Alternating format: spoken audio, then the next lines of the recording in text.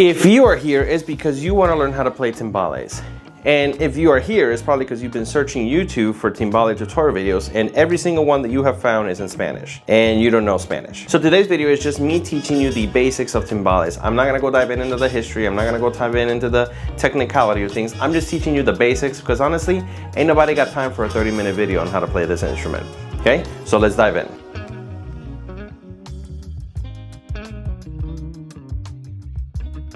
So right here in front of me, I have my LP Matador series in Nickelback. I love the gold and I love the silver chrome that it has on it, which is really pretty. This was actually a gift. I had a student in Guitar Center many years ago. They gifted this to me. He was an older guy, his name is Mr. Sanchez, and he actually used to play for the Barry White Band. So shout out to Mr. Sanchez, always appreciative of all the things you've done for me. So let's start out with the basics of the timbales. The first thing that you need to understand is the lowest sounding tom, or the lowest sounding timbal, goes on the left side, and the highest sounding one goes on your right side. So the way that I tune them is like I would any other drum. I would just go around doing the circle, and then I would do crisscross until every lug is matched. I can do a tutorial on that another time, but right now we're just gonna speed run through it, and then I get the desired sound. So the macho tends to be higher and the hembra tends to be lower, and it should sound something like this.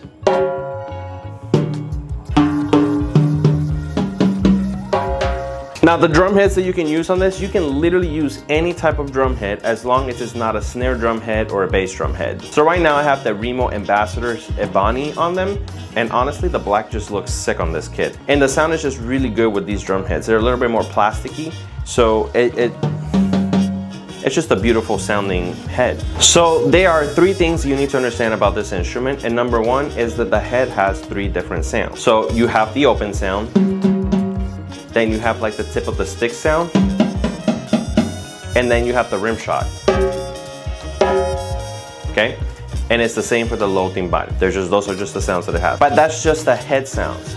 The other thing that you have is cowbells, and then you have a cymbal. Most of the time you play with a cymbal. And then you have the side shell. Now the side shell is called a pila or baila, and it means barrel. That's all that it means. And most of the time you're playing a very simple pattern called a cascade on it, or just playing singles, right, left, right, left, right, left, to the beat of the song. We're not gonna go get into the technicality of it, that's just basically it. So you can use any type of drumstick on this. You can use regular drumsticks, you can use nylon drumsticks, you can use marching band drumsticks.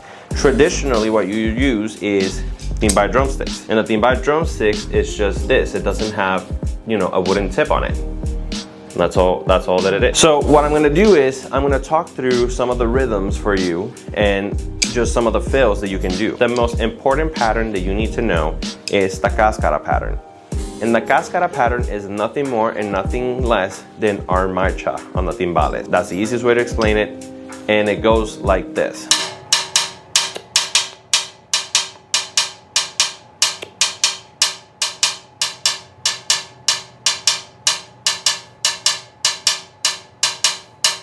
And you can do it on any side.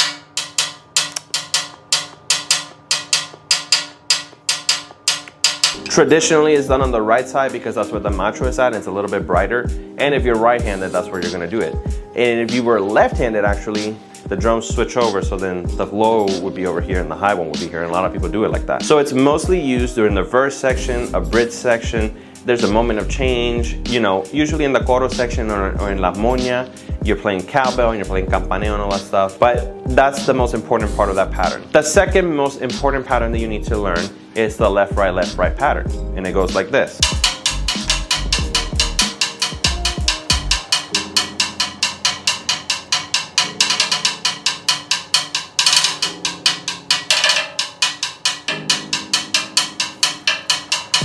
That's all that it is. It's left, right, obviously to the beat of the song, to the tempo of the song. And you can use that too during the verse sections, or, you know, when there's a moment that you don't need to play in the cascara or there's no campaneo going on, you can use that then. So those are the two main patterns that you need to know in order to play this instrument effectively at a most basic level. I'm not saying that this is everything that is behind this instrument, I'm just saying that this is the most basic part of that instrument. If you find this video super helpful, please don't forget to like and subscribe. Every like and every subscribe helps this channel. And don't forget to share this timbal video to your timbalero friend that needs the help. So I'm just gonna give you like 2 basic fills that you can do when you're playing timbales to switch from a verse to a coro section or a transitional moment in the song.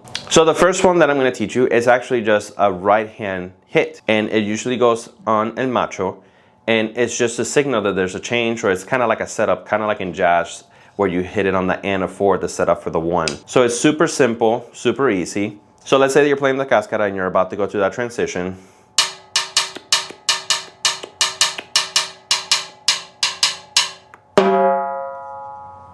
That's it. Depending on where the song is, that's all you have to do. And then you can go into the campaneo and stuff like that. And then the second one that I'm gonna teach you is called el abanico, meaning the fan. A lot of people do it different ways. I like to do it as a 5-stroke roll. So it goes like this. That's it, and you can do a rim shot on it. And obviously the thing with the abanico is the faster you do it, the better it sounds. So if you do it fast, that's what it's supposed to sound like. So doing it fast, it just sounds better for some reason. But it also signals the transitional moment of the song, and there's a change in the song. So that is it for today's video. This is a very simple timbal tutorial. I'm not trying to go in too much. I'm just trying to give you the basics. But the next video that I'm going to be doing on this is on the cowbell patterns, and then adding the low tumba on the patterns and stuff like that, because you do use the low tumba during like the cascara patterns and doing the campaneo and all that stuff, and more fills and more exercises for you to do and practice on this. All right, so if you like this channel, please do not forget to like and subscribe, leave a comment, turn on that notification bell, and thank you for being part of the community, and just thank you for watching this video. All right, guys, peace.